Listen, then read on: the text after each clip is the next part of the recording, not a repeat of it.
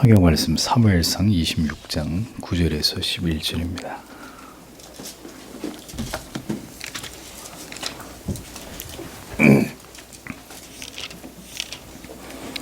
사무엘상 26장 9절에서 11절까지 같이 읽겠습니다. 다윗이 아비새에게 이르되 죽이지 말라. 누구든지 손을 들어 여호와의 기름 부음을 받은 자를 치면 죄가 없겠느냐. 또 가로되 여호와께서 사시거니와 여호와께서 그를 치시리니 혹 죽을 날이 이르거나 혹 전장에 들어가서 망하리라.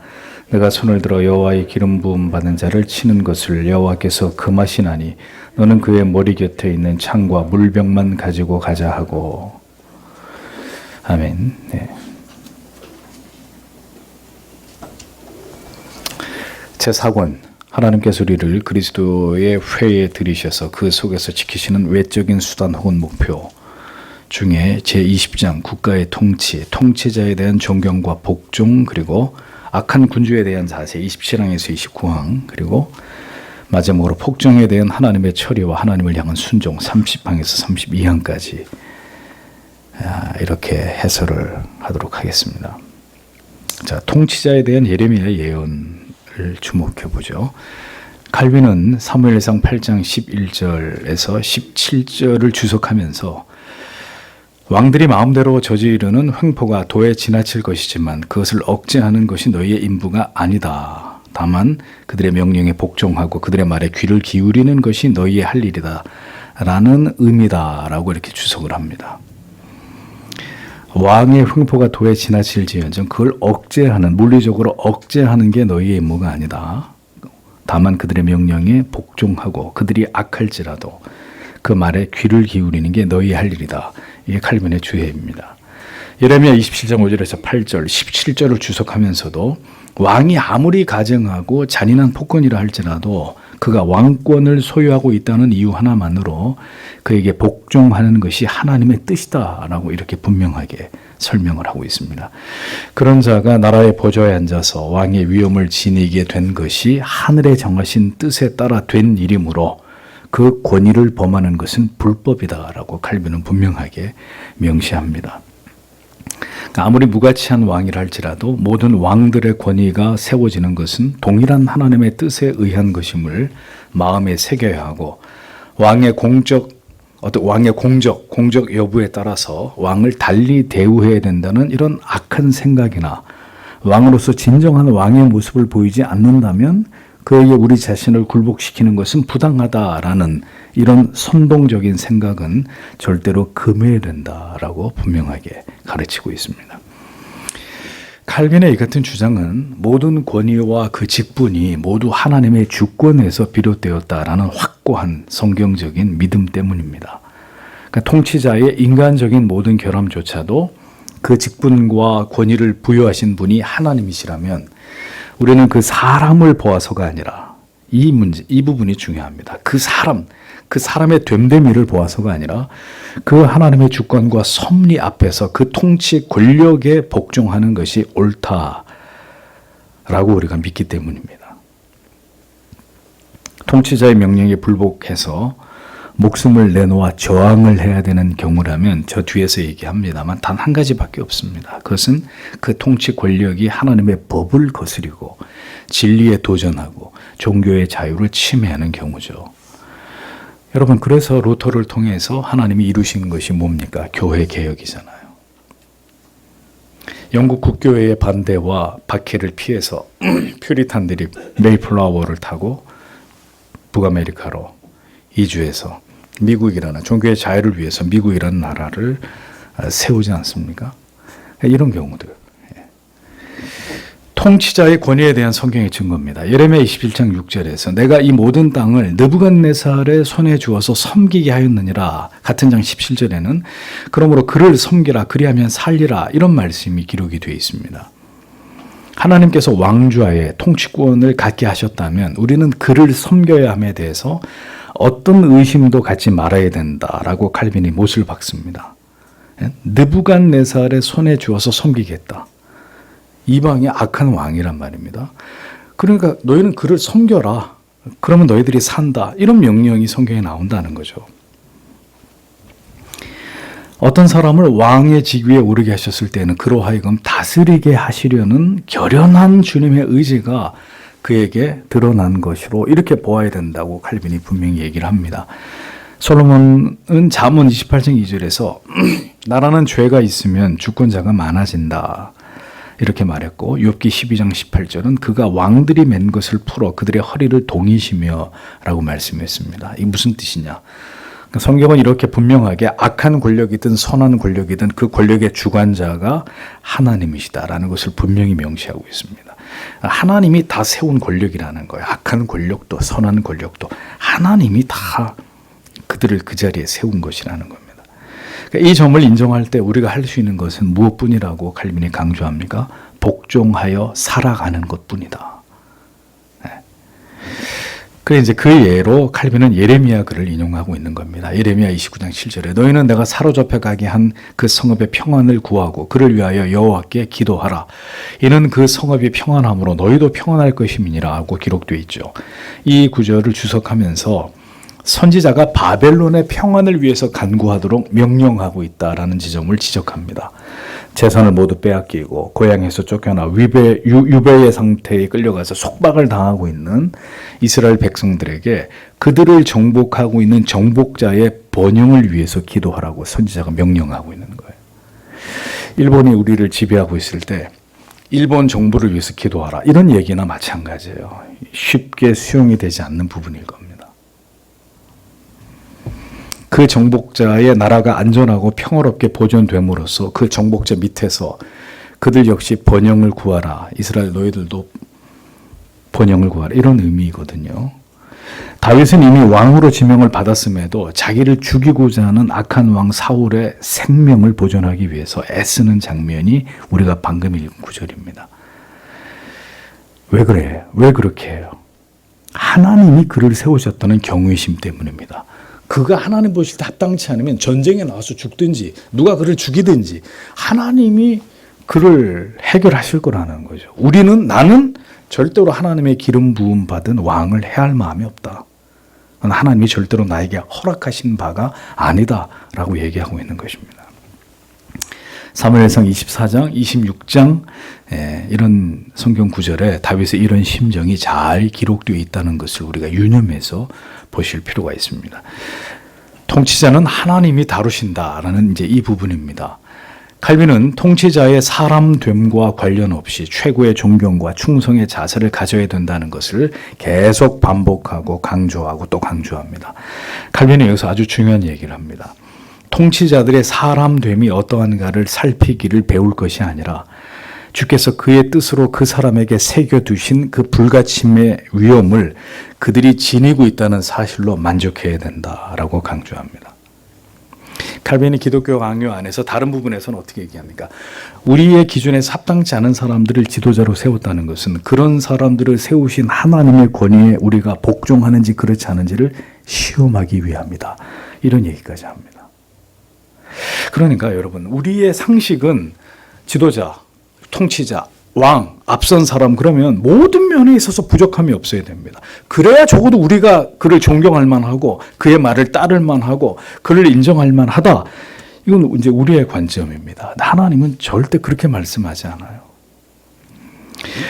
우리의 조건을 보고 하나님이 우리를 택하셨습니까? 너는 잘생겼으니까, 이쁘니까, 머리 좋으니까, 너는 유능하니까, 너는 택하고, 너는 너는 별 볼 일 없는 인생이니까 너는 내가 버리고. 하나님이 그런 분인 같으면 우리가 하나님을 믿을 이유가 없죠. 우리의 조건을 보고 하나님이 우리를 택하심이 아니듯이 하나님께서도 하나님의 절대적인 주권적 섭리와 선택의 결과로 통치자를 세우시는 것이지 그의 더 뛰어난 어떤 자질을 보고 그를 세우시는 게 아니란 말입니다. 같은 원리는 우리를 택하심도 우리의 조건 때문이 아니듯이 이 세속에 하나님의 통치자를 세우는 것도 그의 자질 때문이 아니라는 거야. 그 하나님의 주권이지. 그를 세우고자 하시는. 모든 하나님께서 세우신 자들을 보십시오. 성경에 그들이 처음부터 대단한 믿음의 사람들이었습니까? 그런 사람 꼽아보세요. 처음 택함 받을 때부터 어떤 부족함도 없는 완벽한 사람이 성경에 누가 있어요? 누가 있습니까? 아무도 없어요. 모두가 보잘것없는 평범한 사람들에 불과했습니다. 그런데 하나님께서 그들에게 은혜를 주시고 그들을 깨뜨리고 변화시키고 갈고 다듬고 그래서 믿음의 사람들로 세워가신 것입니다. 그렇다면 우리 또한 우리가 가진 어떤 기대치나 기준으로 통치자를 판단하고 자격의 유무를 우리가 논해서는 안 된다라는 것. 하나님이 하신 일이다. 그 뜻을 이루시고자 하나님이 하신 일이다. 우리가 이렇게 이것을 권력에 대해서 이해를 해야 된다는 겁니다. 하나님께서 주권적인 섭리 가운데 그들을 세우셨습니다. 조건이 아니라 조건을 본 게 아니에요. 하나님의 선택에 의한 것입니다. 우리도 조건 없이 하나님께서 우리를 택하심처럼 권력자들 또한 마찬가지입니다. 칼빈은 바로 이 점을 강조하려고 했던 겁니다. 우리의 선택과 왕의 통치자의 선택이 다르지 않는다라는 거죠. 우리의 선택과 왕의 통치자의 선택이 다르지 않는다. 모두 하나님의 선택과 섭리의 결과물이기에 우리가 통치자의 자격, 조건, 됨됨이를 논할 자격이 우리에게는 없다라는 것을 거듭 설명하고 있는 거예요. 통치자들은 그들의 백성들, 국민들을 위해서 최선을 다할 책임이 있다는 것은 분명합니다. 그러나 만일 그것을 근거로 올바른 통치자만 우리가 섬기게 된다는 식으로 결론을 짓는다면 그것은 어리석은 추론에 불과하다라고 칼빈은 잘라서 말합니다. 남편이나 아내, 부모와 자녀들도 서로 가족으로서 상대에 대한 책임을 지고 있잖아요. 자, 그런데 만일 부모나 남편들이 그 의무로부터 이탈한다고 한번 생각해 보죠. 자식들을 버리거나 남편이 남편으로서 그 의무를 성실히 이행하지 않는다고 생각해 보죠. 부모가 혹독하고 가혹하게 자녀들을 대해서 자녀가 도저히 견딜 수 없도록 만드는 이런 상황을 칼빈은 가정해 보자 이겁니다. 남편이 아내를 사랑하고 더 연약한 그릇으로 여겨야 됨에도 불구하고 아내를 남편이 극도로 학대하고 가정폭력을 행한다라는 상황을 가정해 보자 이거죠.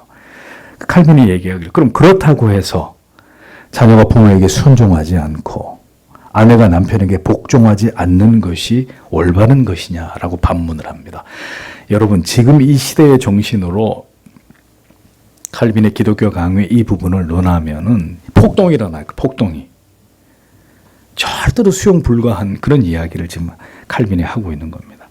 아무리 악하고 그 의무를 다하지 않아도 여전히 부모와 남편으로 복종해야 된다. 이게 칼빈의 교훈입니다.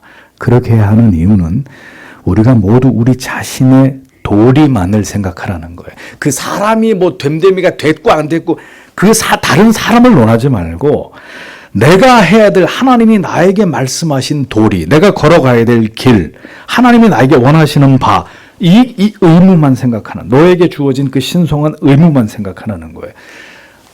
저 따위가 저런 사람이 부모야, 저런 사람이 이렇게 하지 말고 우리가 오늘 감당해야 될 하나님이 나에게 원하시는 그 부분에 대해서만 생각하라는 거예요. 그러면서 이 얘기를 합니다. 우리가 갖는 이러한 모든 부당함에 대한 저항심을 우리는 경계해야 될 필요가 있다라고 강조합니다. 자, 여러분 보십시오. 우리가 범하기 쉬운 오류가 바로 이런 거죠. 우리가 누군가를 향해서 어떤 그 권력, 어떤 지도자를 향해서 나는 옳고 부당한 모든 권력이나 위의 질서는 전부 다 타도의 대상이다. 저항의 대상이다.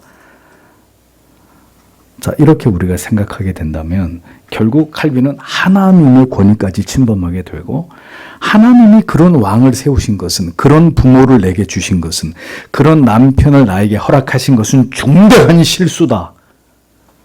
이렇게 여기게 된다는 것입니다. 응? 하나님이 어떻게 저런 왕을, 저런 통치를, 저런 부모를 나에게, 저런 남편을 나에게 만나게 했을까? 하나님이 실수하신 거다. 결국 원망하고 불평하게 되면 그 최종 대상은 하나님이 된다는 겁니다. 하나님이.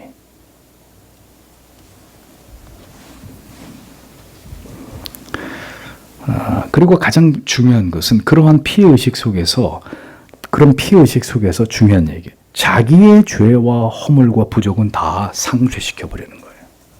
그러니까 자기는 조금도 잘못한 게 없어. 전부 다 잘못 만난 이 인간들 때문이야. 나는 잘못이 하나도 없는데 자기의 죄와 허물은 다 상쇄시켜버리고 온전히 자기는 피해자라고 생각하는 거예요. 피해자. 그리고 자기 합리화의 덫에 걸려들게 되는 거예요. 나는 죄 없는 피해자라는 정당성을 위해서 그 뒤에 정당성을 취하면서 그 뒤에 자기를 숨겨버리는 거예요. 예? 앞선 자들을 소리 높이면서 그들에게 저항하고 그들을 타도의 대상으로 삼으면서 자기는 피해자라고 생각하는 거죠. 그 모든 저항은 합리화되고 그러한 존재들을 내가 멸시하면서 그 자리에서 끌어내리든지 내가 그들과 분리되어서 그들을 버리든지 이런 이제 정당성을 찾는 거예요. 그게 정의라고 생각하는 거죠. 자기 자신은 정의롭지 않으면서. 성도 여러분, 이것이 바로 인본주의입니다. 하나님의 뜻을 생각하지 않고 그래서 인내하고 견디는 게 아니라 나의 고통, 나의 불행 때문에 모든 걸 부정해버리고 저항하고 거부하고 반대하는 것을 스스로 합리화해버리는 거예요. 자, 이게 죄가 아니면 뭐가 죄입니까? 에? 이게 죄가 아니면 뭐가 죄예요? 내가 어떻게 판단의 기준입니까? 잔인한 군주 아래서 혹독하게 고통을 당하거나 탐욕스럽고 방자한 군주에게 착취를 당하거나 불경하고 모독을 일삼는 군주에게 신앙을 지키기 위해서 박해를 당하거나 이 모든 경우에서 우리는 먼저 우리 자신의 잘못을 생각해야 된다. 이게 칼빈의 충고입니다. 정확히 여러분 기억하십시오. 잔인한 군주 아래서 혹독하게 폭정을 당하고 탐욕스럽고 방자한 군주에게 착취를 당하고 불경하고 모독을 일삼는 군주에게서 내 믿음을 지키기 위해서 박해를 당하거나 이런 모든 경우들을 그리스도인이 이 세상을 지나가면서 통치자를 통해서 악한 통치 권력에 의해서 그런 일들을 당할 수 있다는 거예요. 그럼 어떻게 하라고요? 우리의 죄를 회개하라는 거예요. 모두 여러분들에게 말씀드려온 사실입니다. 저것들을 다 죽일 놈, 저것들을 다 끌어내려 그건 적어도 신자의 방법이 아닌 거예요. 우리는 우리의 죄를, 우리의 잘못을 생각해야 된다. 바로 이러한 나의 잘못으로 인해서 우리가 주님께로부터 지금 이런 매를 맞고 있는 것이다 라고 받아들여야 된다. 정말 신본주의에 입각한 해석입니다. 칼빈이 하나님의 사람이라는 이유는 철저하게 사람의 편에 서지 않는 거예요. 하나님의 편에 서는 겁니다. 여기서 이제 우리 범인들의 생각과 어마어마한 생각의 차이가 나오는 거죠. 이러한 악을 치유하는 것은 우리가 행해야 할 일이 아니라 주님의 도우심을 간구해야 될 우리의 일이다. 우리는 기도해야 될, 우리가 그걸 처치하는 게 아니라 기도해야 되는 게 우리의 일이다. 악한 위정자들을 위해, 가혹한 아버지를 위해, 남편의 자격이 없는 남편을 위해 뭐 하라는 거예요? 기도하라는 거예요. 칼빈은 왕들이 변화되는 것, 나라가 변화되는 것도 모두 주님의 손에 달려있다고 말합니다. 하나님은 신들의 모임 가운데 서시며 하나님은 그들 가운데서 재판하시느니라. 시편 82편 1절 말씀을 여기서 말씀하고 있죠. 신들의 모임, 왕들을 그냥 신이 아니라 왕들을 얘기하는데 그들을 재판하는 분이 하나님이다. 그들을 세우기도 하고 패하기도 하는 분이 모두가 하나님이 하시는 일이다. 하나님의 기름 부으신 자에게 입을 맞추지 않는, 즉 아들에게 복종하지 않는 모든 왕들과 땅의 통치자들 하나님이 모두 때가 되면 멸망하시고 무너뜨릴 것이다. 시편은 정확하게 말씀하고 있습니다. 또한 불의한 법령을 만들며 불의한 말을 기록하며 가난한 자를 불공평하게 판결하여 가난한 내 백성의 권리를 박탈하고 과부에게 토색하고 고아의 것을 약탈하는 자, 그 악한 통치자는 반드시 하나님의 심판하시고 그들에게 화가 있을 것이라는 성경의 진리를 우리는 모두 믿어야 된다라고 강조합니다. 하나님이 때가 되면 선악간에 다 심판한다는 거예요. 우리의 손에 피를 묻히지 말라는 겁니다. 다시 얘기하면 우리는 심판자가 아니에요. 우리도 죄인일 따름입니다. 죄인. 하나님이 모든 걸 통치하신다, 섭리하신다는 겁니다. 우리는 단지 그것을 믿고 하나님께 기도하는 자들이, 간구하는 자들이 되어야 한다라는 것을 우리가 꼭 기억해야 한다는 것입니다.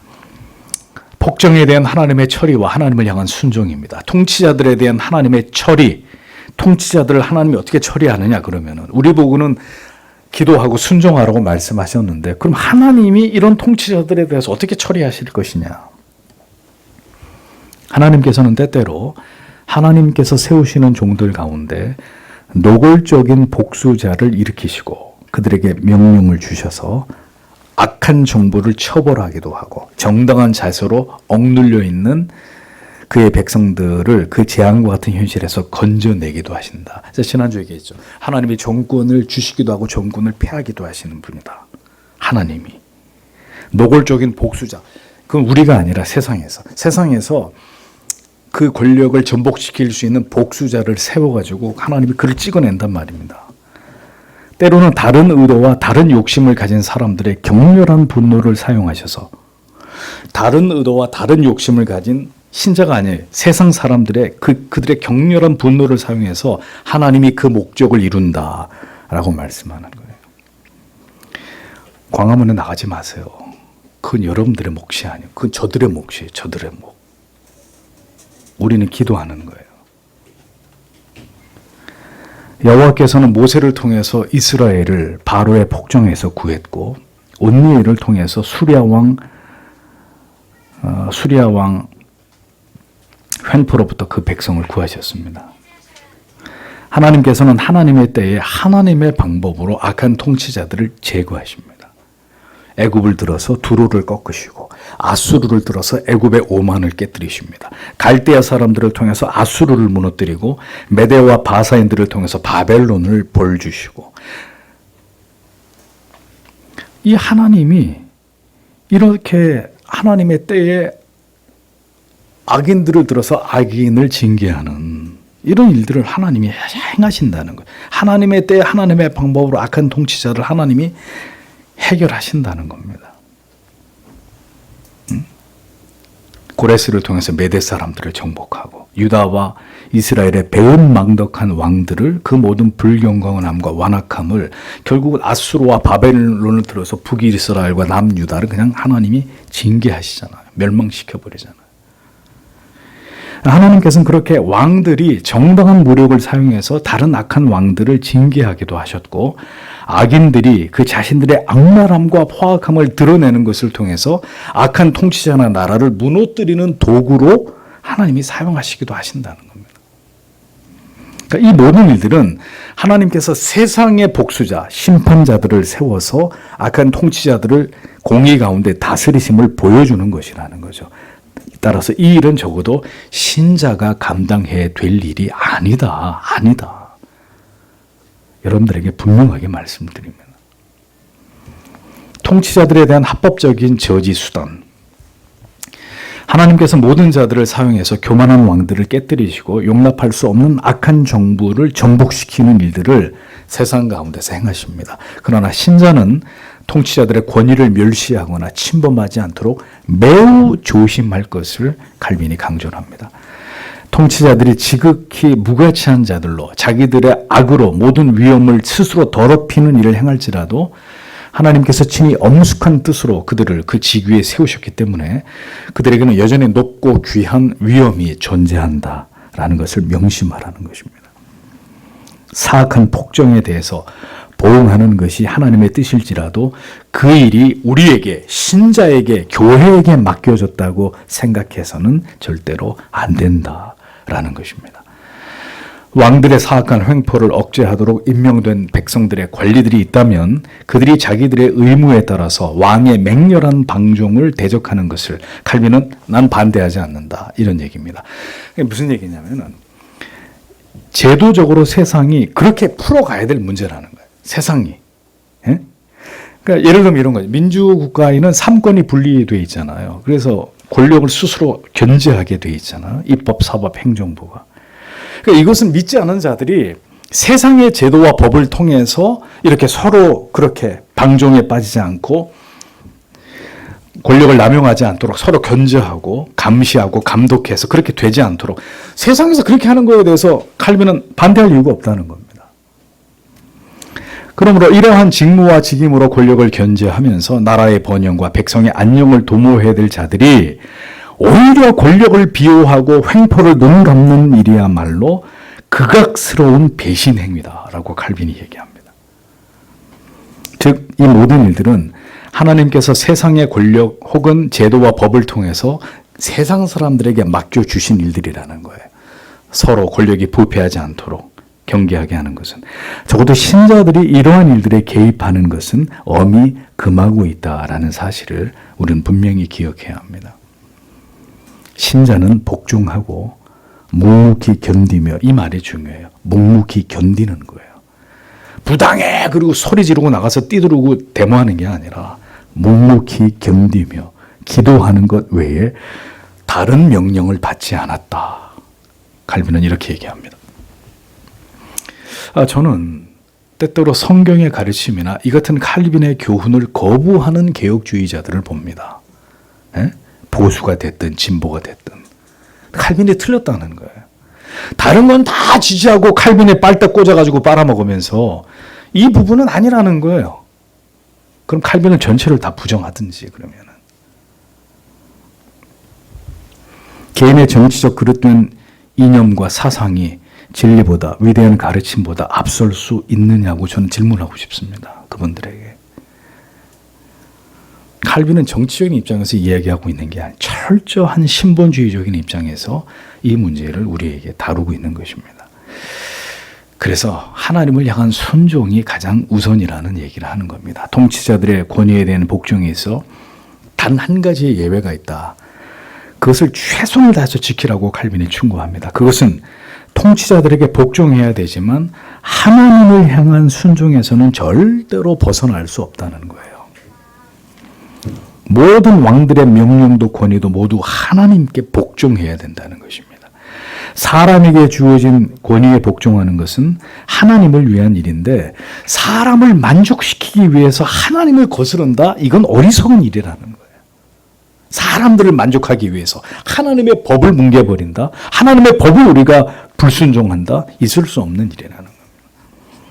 우리는 오직 하나님의 말씀에 복종하는 자들이 되어야 한다는 거죠. 또한 우리를 다스리는 자들에게 복종해야 합니다. 그러나 오직 그 일은 하나님의 법과 그 뜻 안에서 복종해야 된다. 자녀들아, 내 부모를 주 안에서 순종하라. 같은 원리입니다.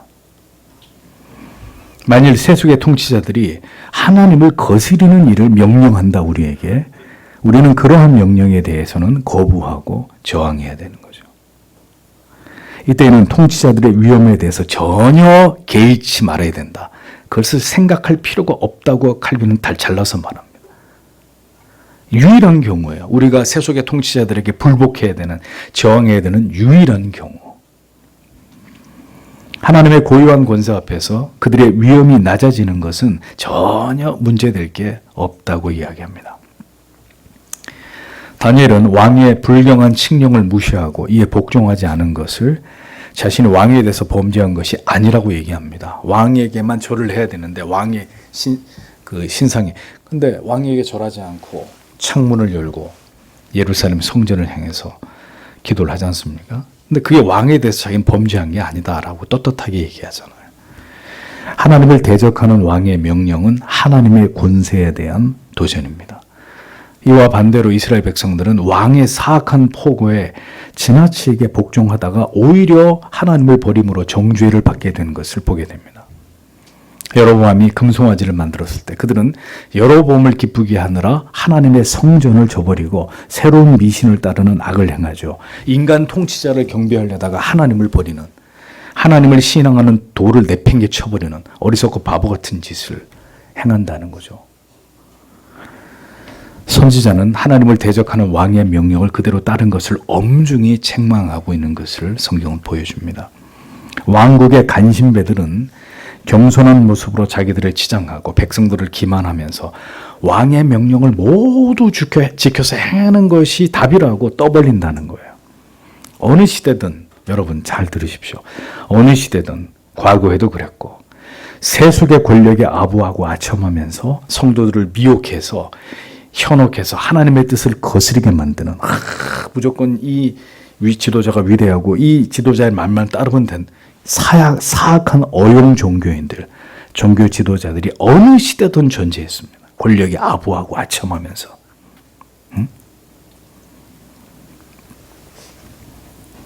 그리스도의 종들이 아니라 사탄의 종들인 거죠.